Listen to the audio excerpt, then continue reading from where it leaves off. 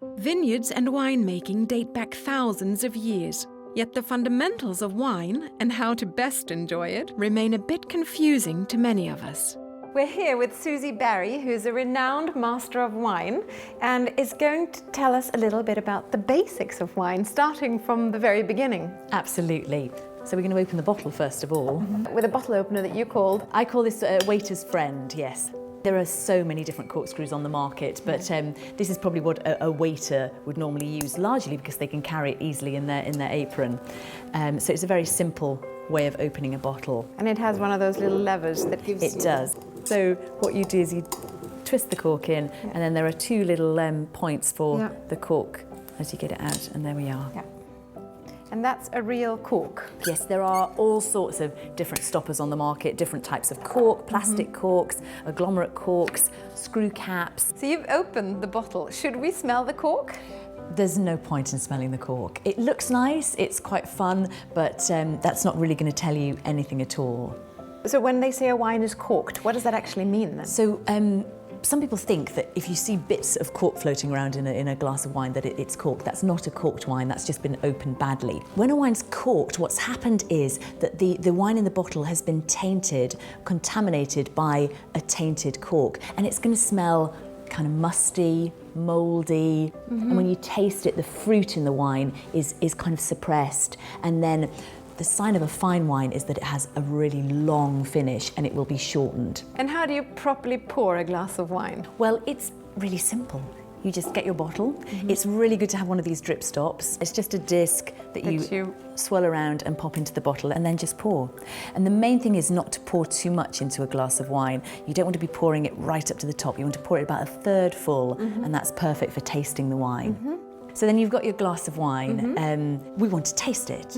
Now, wine tasting isn't complicated, it's not difficult. In fact, it should be a lot of fun. And the most important thing is to just keep it simple. We stop, we have a look, we have a sniff, we taste, and hopefully we enjoy it.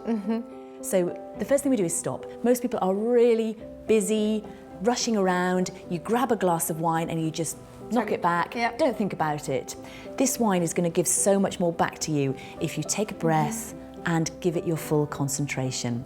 So we stop and think about the wine that we're going to taste. We then have a look at it, and the main reason that the first reason you're looking at it is to make sure there are no bits floating around in it. You want it to be clear, bright, not hazy or cloudy, and something that really looks appetizing. And when you're holding your glass, you hold it one way for tasting and one way for drinking? Normally for drinking, particularly a white wine, we want to hold it by the stem and let it stay as cool as possible. So we've got our wine in the glass, we've had a look at it. The next thing we want to do is to smell it. But in order to smell it, we want as much aroma to come out of the glass, and the way to do that is to swirl it and get the oxygen in and all the aromas out. Now, swirling can be a messy business. This is a half if you feel glass. if you feel non-confident, pop it on a table and swirl it on the table. So that's much simple. Yeah. That's the simplest way to do it. And then take a really nice sniff of the wine. So what you're doing is you've let all that air in and all the aromas out. But equally, this wine is not bursting out of the glass. A New World wine, so New World countries, those wines tend generally to burst out of the glass. We've given it a swirl, we've had a sniff, we've had a look at it, we're going to taste it. But when you taste it, what I want you to do is you can just try sipping it and swallow it, or spit if you want to. But if you do that, you're not going to get the best out of the wine. The best thing to do is take a really nice big mouthful, or reasonable sized mouthful, swirl it all around your mouth, treat it a bit like a mouthwash. Get it into every little corner of your mouth. And then if you can, try sucking it back through your teeth to let some more air into it. If it's a sweet wine, you'll detect it on the tip of your tongue. That's where you get sweetness. And then at the back, any bitterness you'll detect right at the back of your tongue. But just remember not to just sip and swallow. You know, try and get it into your mouth and around your mouth a little bit. And how do you decide what wine goes with which food? I mean, traditionally, I guess we've thought that white wines go with fish and red wines go with meat. In Norway, where I'm from, we always we break that rule when it comes to cod. We always have red wine with fish. But is that sort of, are there rules? I think I would say there are no hard and fast rules. What you need to do is to keep an open mind and to be prepared to experiment. It's so important to try different things with different foods with different wines. But there are a few rules that you could think about, a few tips that you could bear in mind. And the first one is to do, it's food and wine, think flavour and weight. So flavour is very different to weight. Flavour is, you might have something that's very lightweight, something like maybe fresh ginger or green peppers, but they've got masses of flavour. Equally, something with lots of weight, in terms of food that might be boiled rice or potatoes, very heavy, but they're not actually very flavoursome. So what we're looking for in a wine is that it's going to match, in terms of weight and flavour, the food. So for example, you've got a big meaty beef casserole, lots of flavour. You want a good, big, chunky red wine, maybe a Barossa Shiraz or a Chateauneuf du Pape. If you've got fish, so something like your cod, yes, have it with red wine, but you probably don't want to be drinking it with a Barossa Shiraz. You probably want a nice light Gamay or Pinot Noir, something gentle, soft, maybe something that can be served slightly cool as well.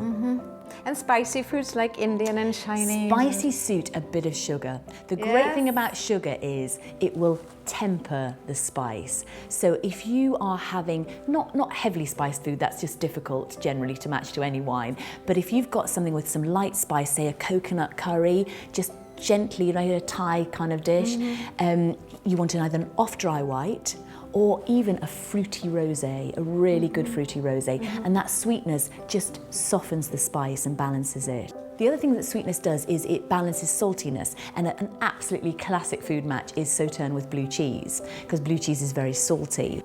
The other thing to think about with sweetness in wine is you then need good acidity in the wine as well, because otherwise the wine is going to seem cloying.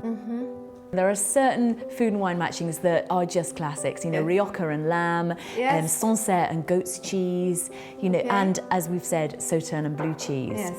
And what are the ideal storage conditions for wine? Well, the ideal storage condition for any bottle of wine really would be somewhere dark, cool, something about sort of 10 to 13 degrees C or 50 to 55 degrees Fahrenheit is perfect.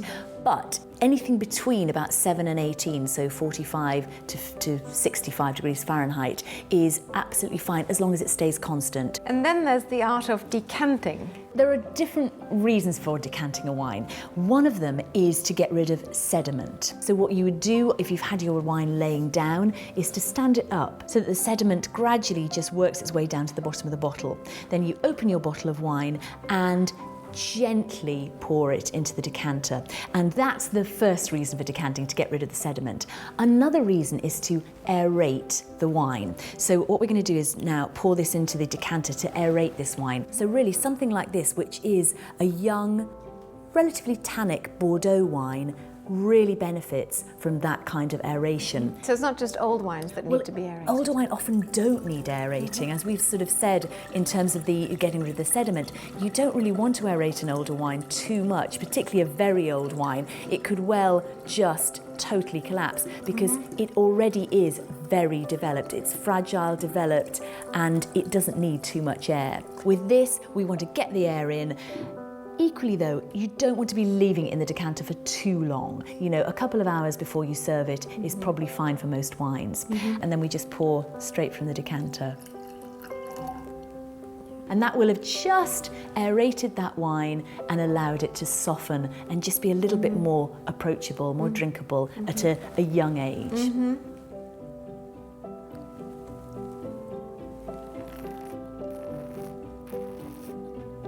But you can taste the tannin, can't you? You really can. So tannin is that sense of the drying sensation you have in your cheeks. It's almost like an unripe banana. Exactly that. That's a brilliant way of describing it. It really is.